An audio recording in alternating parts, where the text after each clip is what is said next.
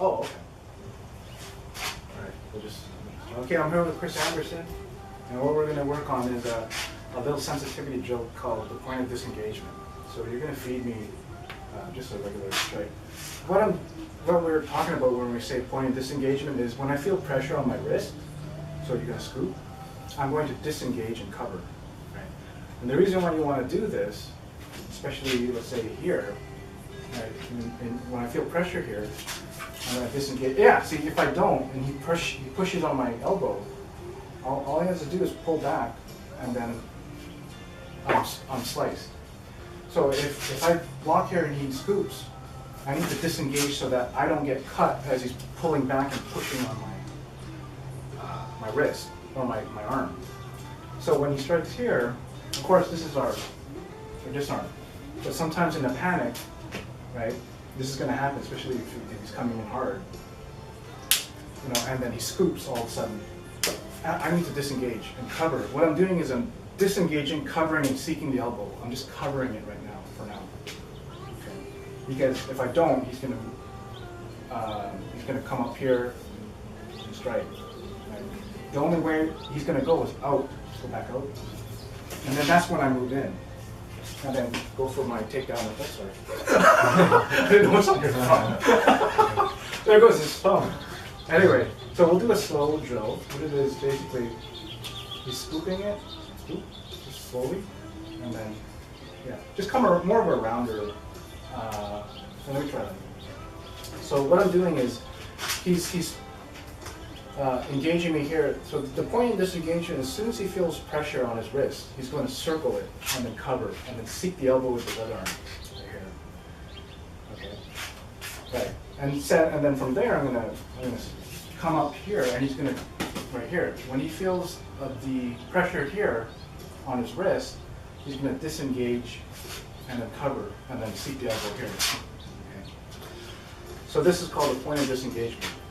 Try it on me again. Okay. So here, he's gonna put pressure. I'm going to disengage. You don't want to make it a big round movement. So when you put pressure, I don't want to go like this and then come back. It's too. He's going to stab me. By the time I come back, it's already here. Right? So it's a small movement, a small kind of circular wrist movement to do it. So you're just covering and then checking. Because from here, I can go into my my arm bar here. Okay. Control the head. I can do the Buddha Capella. Okay, so if I take it here, same thing. He's just going to clear it. When he feels the pressure, right, cover and then seek the elbow. When I clear here, he's here. And then I'm going to put pressure again, and he's just going to follow the trajectory. What you're doing is you're following the trajectory of the blade. So when you're here, if I'm going this way, he's also going to go this way. He's just going to disengage. You're going to circle it. Yeah, that way. So he's following the trajectory of my blade. Going this way, he's scooping and covering, and then seeking the elbow. Right. And he feels it. Right. Okay. So he's going to disengage in here and cover. Okay. So from here, there, that's when he takes it, he goes for a disarm. From here. So watch. Here, you can take it, and then you're going to pull it this way. That's when this one comes over. Pull back to this one here.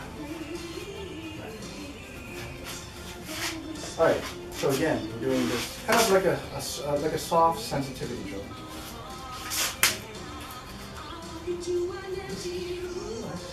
Let it go, because this is a sensitivity drill. So we don't want to use too much strength here, especially when we're dealing with knife. Everything is finesse, because we're dealing with movements that don't require a lot of power. They don't require a lot of power. They require more finesse than anything.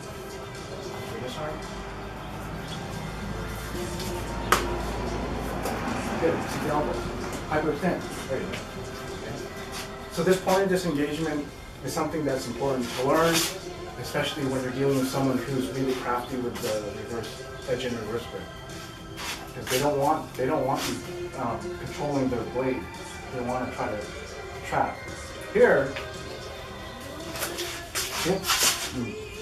Okay, now I'm going to point of disengagement here, point of disengagement here. So whatever the guy's doing, you don't want to get trapped. Okay, because if you get trapped, there he goes, you get sliced. So as soon as you feel pressure, you're there and you're covering, and you see, except I cannot move. I cannot move this way because he's controlling my elbow. I can't move up. The only thing I can do is move this way. And then he can move in. Do this arm here. So the whole point is when you're seeking the elbow here, is that you're giving him limited options of movement. I cannot move this way. I can't move up. I can move out. But if I move out, that's your cue to then move in. You're jamming me up. Alright. Good. So again, point of disengagement, cover it. Okay. From here, point of disengagement, good. Cover again. Again. Here, point of disengagement, good. If I do this, let go, and then this one has to come over the top again. So there's always a articulation of the wrist to get out of the way of the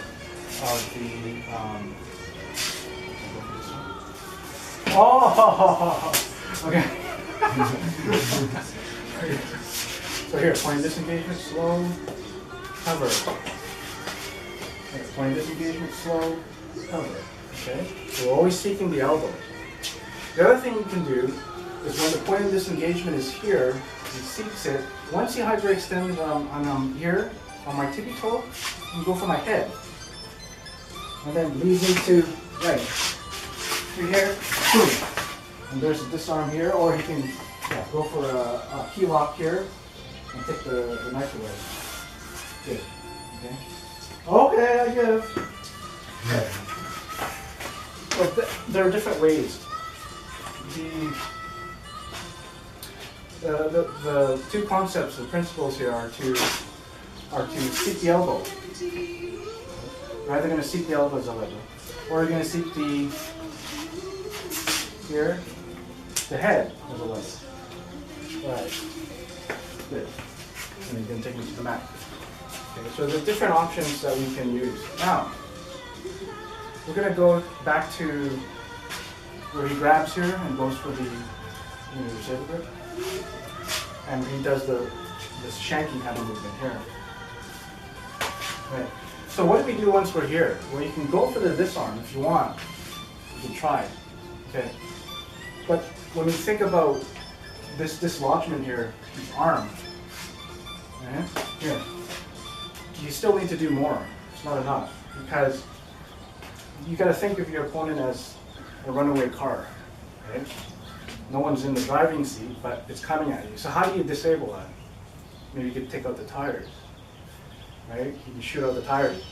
You can shoot at the CPU. So you have to somehow slow it down, right? So once he's here and up here and this way, you got to take out because he's going to come back. He might come back and do it. Take out the knees, right? Once you take out the knees, you can go for the elbow and then go for your takedown here. Okay.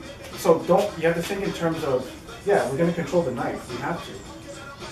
But at the same time you control the knife, you have to think about creating a weakened structure for your opponent. Okay. So again, if you grab here and here, now if he sees that I've lifted my hand up, right, he's going to cover here, so I cannot come down. So when the strike comes, now, this is from the form. Okay? So the form goes here, and then we're here, right? So when he grabs, right, and he's here, right, so now what I have to do, the energy is going high, vertical, right? So what I want to do is, if the energy comes vertical, I need to go horizontal when it comes. So then I can control him and throw him out of my diamond. Okay. So what we're doing essentially is moving, grabbing here. When he sees that I've moved up, he's covering now. And move up. Wait, the next one is when he sees me, when he grabs, right?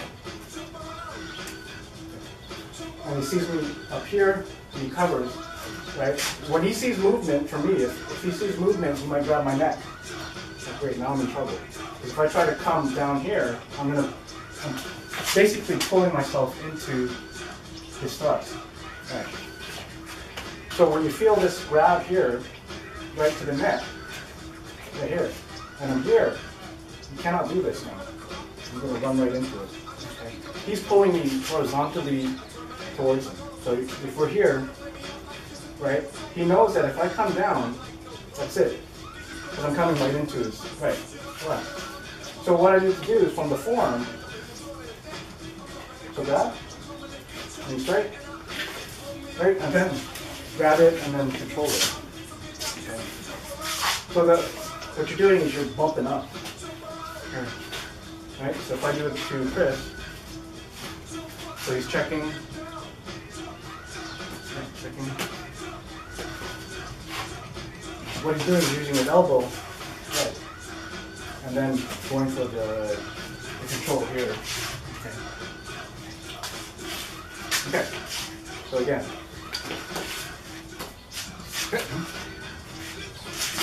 Right. So what you want to do is kind of bump up, yeah, there we go. Right. Don't worry. It's gonna hit your ear. So what? At least you don't. That's why you gotta move your hips in line that way. Right. Because you're using your torque of your hips to not muscle, your torque of your hips to get out of that jam. Because I'm pulling you which way? Horizontally. So you don't want me to move you there. So you move me vertically. Right. Right? Whoop, there it is. Right. And then if I try to thrust, then you just push me further down. Again.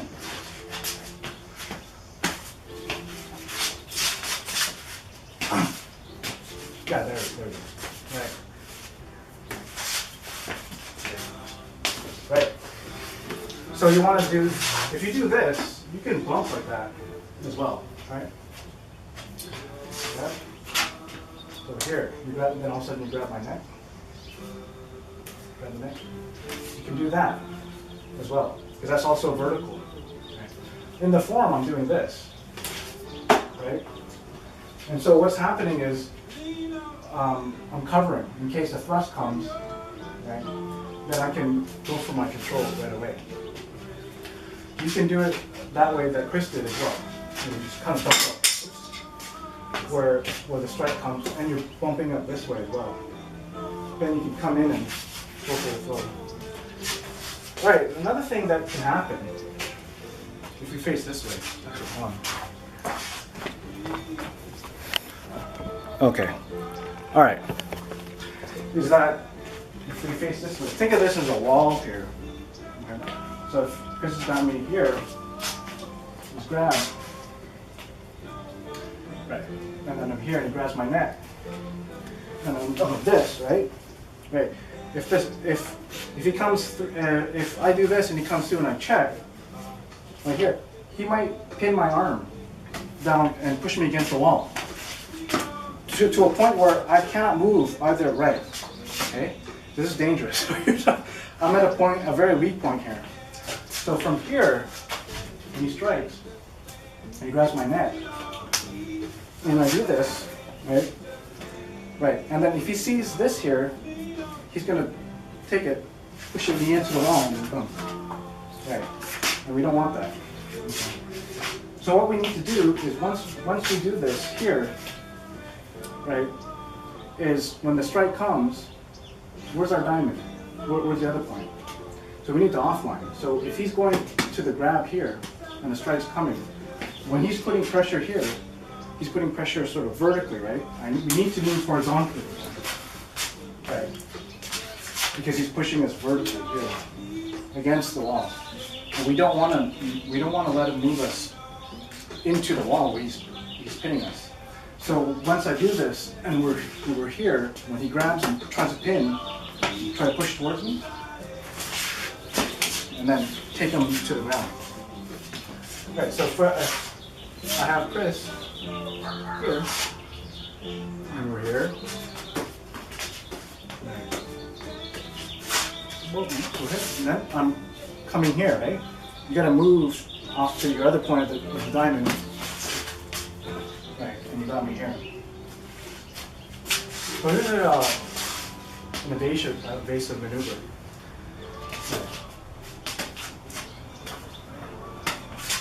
Right. So you're here. If he doesn't move offline, then I'm here, then I'm pinning him. Okay? So his arm is, he can't move his arm. Right? So when we're in this situation, right? And if I'm grabbing it, he can still move. He has his footwork. So don't think in terms of, oh, now I have to back out because he's got me here trying to pin me. Just offline, and then you got him here. Okay. You gotta think in terms of our movement. You have movement. Sorry, we'll break there for a second.